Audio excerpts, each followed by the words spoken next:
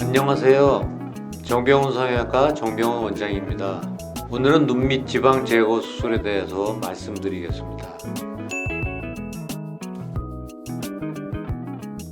눈 밑엔 3개의 지방 주머니가 있는데 각각의 주머니는 안화 경막이라는 막으로 분리되어 있습니다. 이 막은 눈 밑에 지방 조직을 감싸주는데 나이가 들면 이 막이 헐거워지고 밑으로 처지게 되면서 눈밑이 불룩하게 튀어나오게 됩니다. 특히 눈밑 피부가 얇을수록 탄력이 떨어지는 경우가 많아 젊은 연령대의 사람들에게도 나타날 수 있는 증상입니다. 또는 유전적으로 눈밑 지방이 많은 사람들도 있습니다. 눈밑 지방 제거 수술은 눈밑이 칙칙해 보이는 다크서클이 심한 경우에 적합한 수술입니다. 하안검 및 안쪽에 있는 지방을 제거하여 불룩한 하안검을 평평하게 교정함으로써 또 젊고 생동감이 있어 보이게 하는 수술입니다. 수술을 진행할 때 고려해야 할 몇 가지 사항이 있습니다. 눈밑 피부 상태와 눈밑 지방을 지탱하고 있는 눈밑 근육의 상태, 눈밑 지방의 양 등을 파악하고 개인의 적합한 수술 방법으로 진행해야 합니다. 연령에 따라서도 상태가 다르기 때문에 지방을 제거하는 정도가 다를 수 있으며 눈밑 지방 제거 외에 부가적인 수술이 추가되어야 하는 경우도 있기 때문에 성형외과 전문의에게 진단을 받고 맞춤형 수술 방법을 듣는 것이 중요합니다.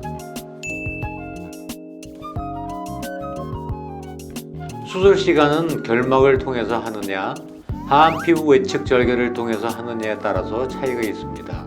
결막을 통해서 할 경우 30분가량 걸리고 피부 외측 절개를 통해서 할 경우 1시간가량 걸립니다. 결막을 통해서 할 경우에는 수술 후 다음날부터 무리 없이 일상생활이 가능하고 피부 외측 절개를 통해서 할 경우에는 수술 후 5일에서 7일 사이에 실을 뽑습니다. 지방 제거는 불룩한 지방을 직접 제거해서 불룩함을 줄여주는 간단한 수술입니다. 지방 재배치는 눈밑이 울퉁불퉁할 경우 지방 주머니 안의 불룩한 지방을 패이고 꺼진 곳으로 이동시켜서 평평하고 매끄러워 보이게 하는 수술입니다.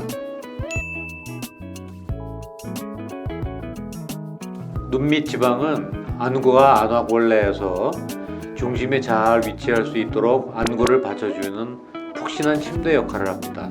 정상적인 안구의 움직임과 시력을 유지하기 위해서는 없어서는 안 될 중요한 조직 중의 하나이기 때문에 지나치게 붉어져 나온 지방만을 제거할 수밖에 없습니다. 따라서 눈밑 지방 제거 수술 후 다시 남아있던 지방의 일부가 나올 수도 있고 늘어진 근육이나 조직들이 탄력이 없어서 다시 나온 것처럼 보일 수도 있습니다.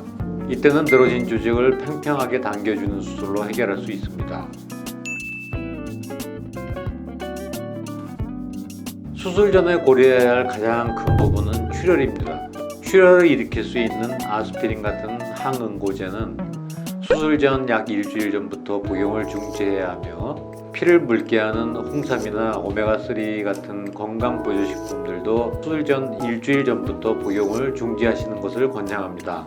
하지만 고혈압 약이나 고지혈증 약 같은 경우는 평소와 다름없이 복용하시는 것이 좋고 그 외에 복용하시는 건강식품 등이 있다면 사전에 미리 상담을 하는 게 좋습니다. 정병훈 성형외과에서는 꼭 필요한 경우가 아니면 피부를 절개하지 않고 눈 안쪽 결막을 레이저를 이용하여 효소 절개를 진행하기 때문에 출혈이 거의 없습니다.